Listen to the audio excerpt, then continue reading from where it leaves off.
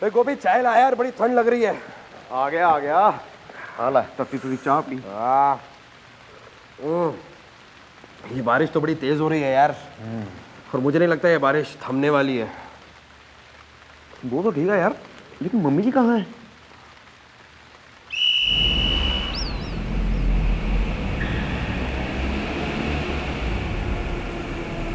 Inspector साहब, help help, police! Inspector साहब, inspector साहब, इंस्पेक्टर साहब, इंस्पेक्टर साहब, मुझे बचा लो, बातों में मुझे बचा लो इंस्पेक्टर साहब। अरे अंकल जी, जो है घनघोर बारिश में आप भजिया तलने निकले हैं क्या?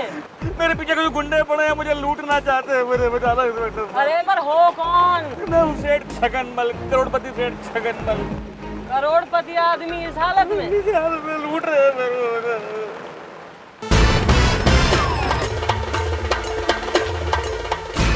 जो कुछ भी तेरे पास है हमारे हवाले कर दे बुड्ढे।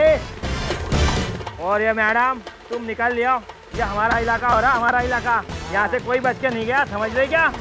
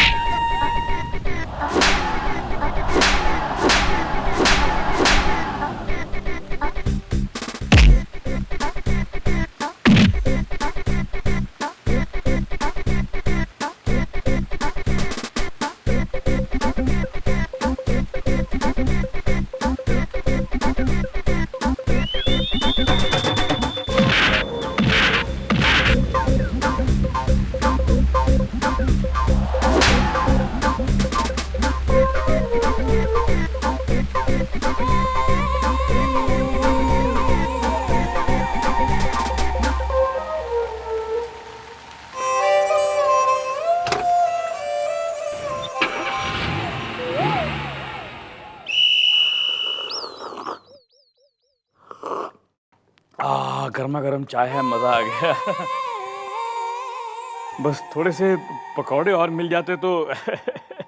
हाँ बोलिए, क्या हुआ है आपके संग? अब क्या बताऊं आपको कि क्या हुआ है मेरे साथ बातों ही बातों में। अरे शोले फिल्म की स्टोरी कतई ना पूछ रही हूँ, जो पूछ रही हूँ वो बताइए। जी बात यह है कि बातों ही बातों में मैं एक बहुत ही रईस आदमी था जी, करोड़पति आदमी था, लेकिन आज मेरी हालत यह है कि आपने देखा ही है कि मैं रोड पे आ चुका हूँ बातों ही बातों में। किस में बर्बाद हुए आप, जुए में या सट्टे में? नशे में या महफिल में? नहीं नहीं नहीं नहीं, ना जुए में, ना सट्टे में, ना नशे में, ना महफिल में, ना गाने में, ना बजाने में, बल्कि विश्वास में। किसी ने विश्वासघात करा है आपके संग? जी जी। किसने करा है? साजन ने। किसके साजन ने? साजन सक्सेना नाम का आदमी है जी, उसको मैंने रखा था अपना मैनेजर, तो उसने मुझे धोखा दिया है जी, बहुत बड़ा। वो पकौड़े अब तक नहीं आए जी, पकौड़े। Continue, focus focus. वो इतना बदमाश निकला जी, उसने कुछ ही दिनों में मेरा पूरा विश्वास जीत लिया बातों ही बातों में। वो इतना बदमाश था कि मैं सारा काम काज उसके भरोसे छोड़कर निकल जाता था जी। फिर क्या हुआ? फिर एक दिन मुझे 2-4 महीने के लिए कहीं बाहर जाना पड़ा बातों ही बातों में, तो मैंने उसके नाम पे पावर ऑफ अटॉर्नी कर दी, लिख दी, ताकि मतलब मेरे पीछे से काम ना रुके, काम चलता रहे बातों ही बातों में। लेकिन जब मैं वापस लौट कर आया तो मैं क्या देखता हूँ कि मैं देखता हूं कि मेरी फैक्ट्री के बाहर मेरे नाम का बोर्ड नहीं लगा, छगनमल नहीं लगा, बल्कि साजन सक्सेना के नाम का बोर्ड लगा हुआ है जी। मैं अपने घर गया हूँ, मेरे बंगले के बाहर भी उसके नाम का बोर्ड लगा हुआ है जी। जो वॉचमैन था, मैंने उससे बात करने की कोशिश की, वॉचमैन ने मुझे डांट दिया, जबकि पहले मैं उसको डांटता था। और मेरा कुत्ता टॉमी जी वो भी वहां सामने बैठा था।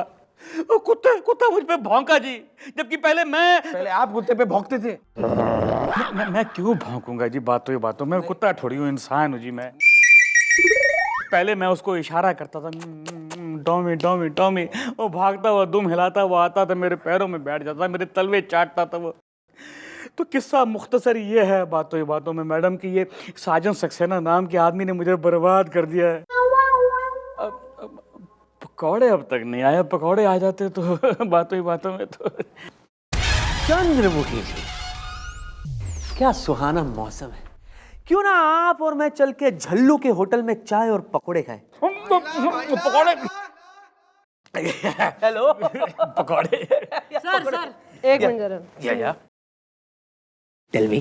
सर ये चकल्लस की बातों में ना सारा ध्यान लग रहा है आपका कि पकोड़े खा लें और डिनर पे चल लें। केस में हेल्प ना करिएगा कभी। मैंने कब मना किया है? अरे बताइए किस केस में किस प्रकार की मदद चाहिए आपको मुझे? I am there for you. Not for me sir, for this uncle. Uncle का केस आया, इनकी हेल्प करिए। Uncle coming uncle. या टेल मी। हाँ भाई अंकल जी क्या कह रहे हैं? जी मैं ये कह रहा था कि अगर गर्मा गर्म पकौड़े मिल जाते तो। सर एक काम करिए, वो जो झल्लू का होटल है ना, वहां से एक थर्मस गरम चाय और एक प्लेट जो है अपना वेरियस असॉर्टेड पकोड़े, गोभी आलू और जो है प्याज वगैरह के अंकल जी के लिए ले आइए। मैं? सर केस में हेल्प सर। पकौड़े केस या केस। Yes sir. पकोड़े केस। अच्छा मैडम, पकौड़े तो आपने कई तरह के मंगवा लिए, गोभी के भी और प्याज के भी और पनीर के भी। अब क्या है, इतने पकौड़े बनने में टाइम तो लगेगा ही। अगर सामने से थोड़ी दाल मोठ आ जाती तो क्या, चाय भी गर्म है बातों में। अंकल जी जरा पर्सनल जो है सवाल का जवाब दीजिए कि आप जो है ना, आपकी जब ये रियासत लूटी ना, उससे पहले भी इतने ही भुक्कड़ थे आप? अरे खाता तो मैं इतना ही हूँ, लेकिन एक फर्क है, पहले मैं अपना खाता था, अब मैं औरों का खाता हूँ बातों में। बुलवाओ जरा साजन सक्सेना ने और इन पे मारो दाल मोठ। अंकल ये देखो, ये मेरा नया लुक है। ये तेरा नया लुक है? तेरा ये नया लुक बहुत ही वाहियात और घटिया है। तुम एक बच्चे हो, जरा बाल कटा गया हो, एकदम कार्टून लग रहे हो। मैं तो बाल कटा के फिर भी ठीक ही दिखूंगा, लेकिन आप कुछ भी कर लो कार्टून ही दिखोगे। तेरी तो अब।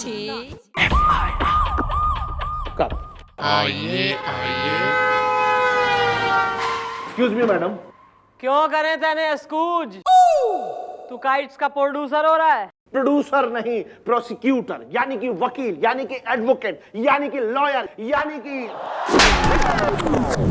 यानी रैप्टा, यानी चांटा, यानी लप्पड़, यानी लाफा। ज्यादा पर्यायवाची डिस्कस करने की जरूरत ना है हमारे संग। कौन है तू? ये मेरे वकील हैं। और आप किसके वकील हैं? ऑब्जेक्शन योर ऑनर, कसम गीता की, मेरे काबिल दोस्त एक गलत सवाल करके जिरह की दिशा को मोड़ रहे हैं और केस को एक नया आयाम दे रहे हैं। यानी कि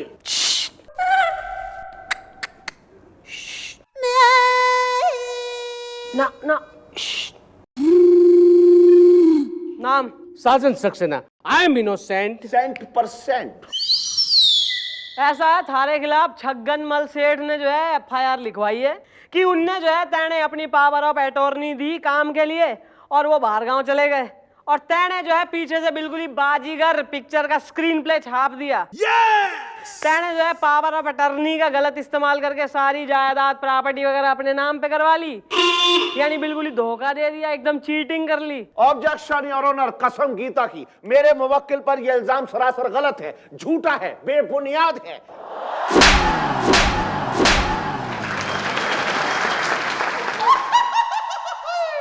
तू बोल।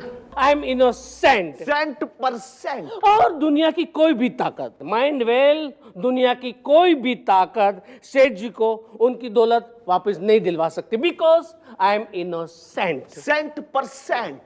ना मतलब इसका मतलब ये है कि लीगली यानी कानूनी ना हम तुम्हारा कुछ ना कर सकते। हाँ तो फिर what are you waiting for Christmas? अपने इस भोंपू ने ले और निकल यहाँ से।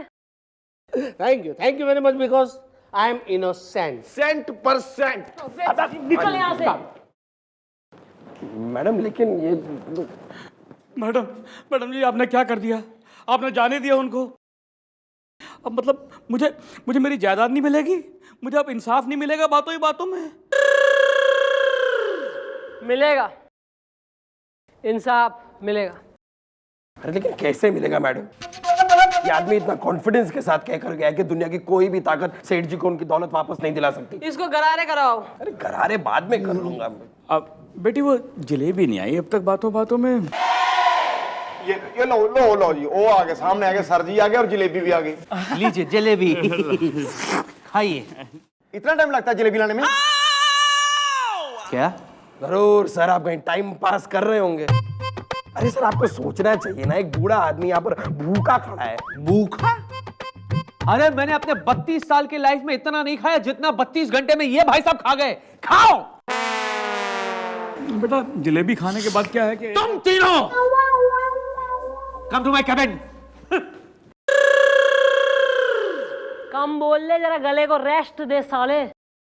बैठिए अंकल, कुछ पान वान खाएंगे जलेबी के बाद? वही मैं कह ही रहा था कि जलेबी खाने के बाद अगर पान वान मिल जाए तो बातों ही बातों में।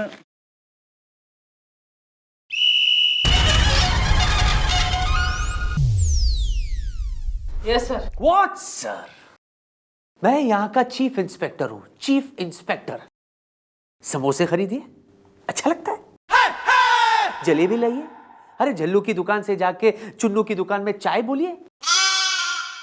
मैं बोलूं ये सब अच्छा लगता है? क्या हो रहा है ये? मैं हूं कौन? केस में हेल्प हो रही है सर, आप कर रहे हैं। अब मैंने कहा था, मगर इसके लिए ये भी तो है, गुलगुले है, इसको बोलिए। नहीं करने को तो सर ये वो कर सके, लेकिन जब तक सर मैं इसने रैप्टा ना बजाऊं काम ना होता सर मारे से। ना आप कहें तो आप इसकी जगह ले लें, रैप्टा में आपने। नहीं इसको रहने दीजिए। ये है गोपी, गोपी को बोलिए। और सर यो काम जो करता है चौकी के, यो जो करता है उसको कौन करेगा? मतलब ये जो टेबल वगैरह साफ करना, चपड़ासी गिरी, you want to replace him? नहीं ठीक है, दोनों को रहने दीजिए, छोड़िए ये बात को। अरे क्या हो गया अब इस अंकल को? भूख लगी होगी सर। आओ देखो।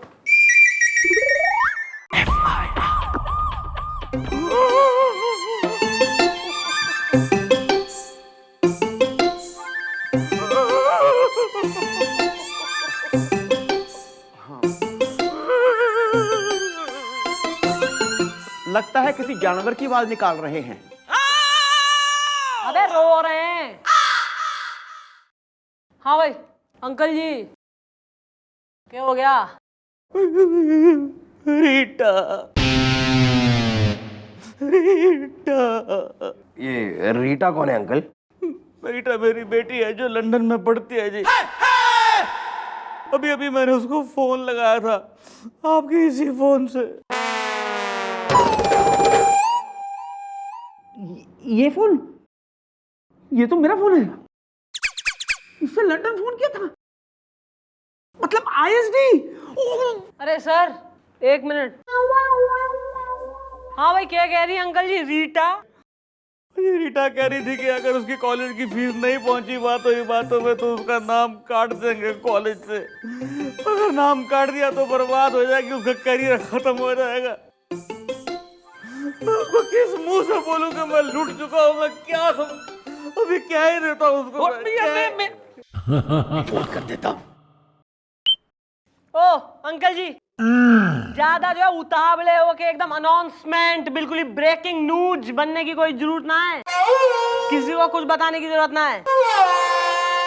और रही बात बेटी रीटा की, ना तो उसकी फीस पहुंच जाएगी और आप भरोगे उसकी फीस, क्योंकि आपका सब कुछ ना आपको दिलवा के ही चैन लूंगी मैं। अच्छा जी। और तू बिल्कुल ही एक्शन रिप्ले में बैठा रही हो कतई न, फटिया आवाज लेके बोला तो जाना रहा कुछ। आ रहा है मैडम, आ रहा है मेरे दिमाग में आपका एक बहुत ही धरती पकड़ आइडिया आ रहा है। ना तो तैने धर के पकड़ के धरती में गाड़ दूंगी, फिर देगा आइडिया। तो जरा कोने में तो आइए। ये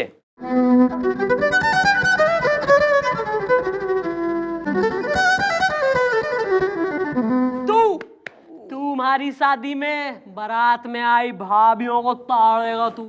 ऑफ कोर्स वो तो ऑब्वियसली। अंकल जी ये देखिए कैसे मिलता है जैसे को तैसा। बड़ी मेहरबानी जी बातों में। आवाज बिल्कुल बैठी है लेकिन काइयां पंती के डायलॉग के कोने में आई और यो सब करने से बाज ना आ रहा साला। बारिश में कतई नहाने की जरूरत ना है ना, अभी तो गला ही बैठा है पता लगे। और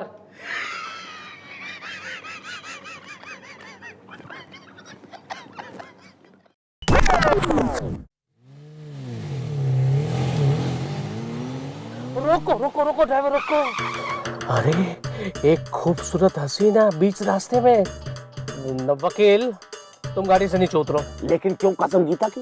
अरे बीच रास्ते में खूबसूरत हसीना खड़ी है, हमसे लिफ्ट मांग रही है, तुम समझ क्यों नहीं रहे हो? जाओ नीचे उतरो और ऑटो से चले जाना, जाओ। अरे आई एम इनोसेंट। 100% ठीक है, कसम गीता की।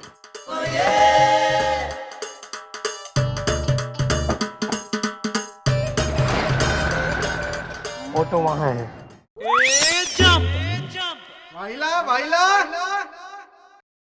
Excuse me, may I help you? Hi, myself Sergeant Saxena. And you?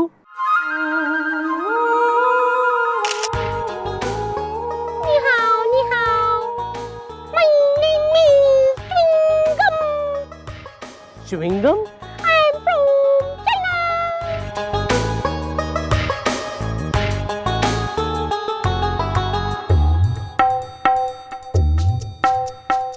मैं क्या कहता हूँ कि आप जैसी हसीन खूबसूरत लड़की बीच रास्ते में खड़ी हुई अच्छी नहीं लगती। मतलब?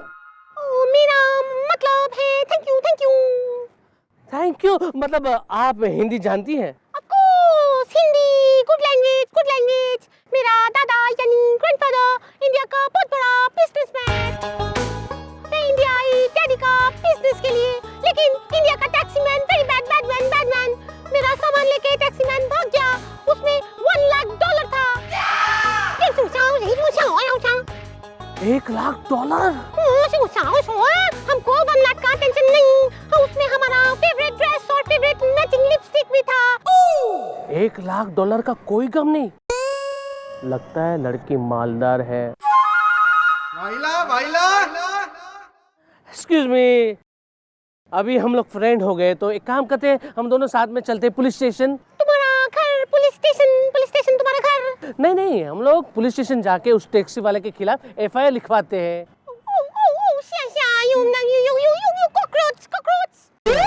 कॉकरोच?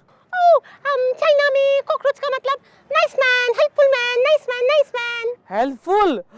तो मैं बहुत बड़ा कॉकरोच हूँ। आइए मैडम, गाड़ी में बैठिए। चलो। हेलो, हाँ वकील, एक काम करो, ऑटो में बैठो और पुलिस स्टेशन पहुंचो। या आई एम इनोसेंट। या बाय। बेटा ईब देख यो चाइना की च्युइंग गम कैसे बजाती है थारी बर्बादी का ड्रम।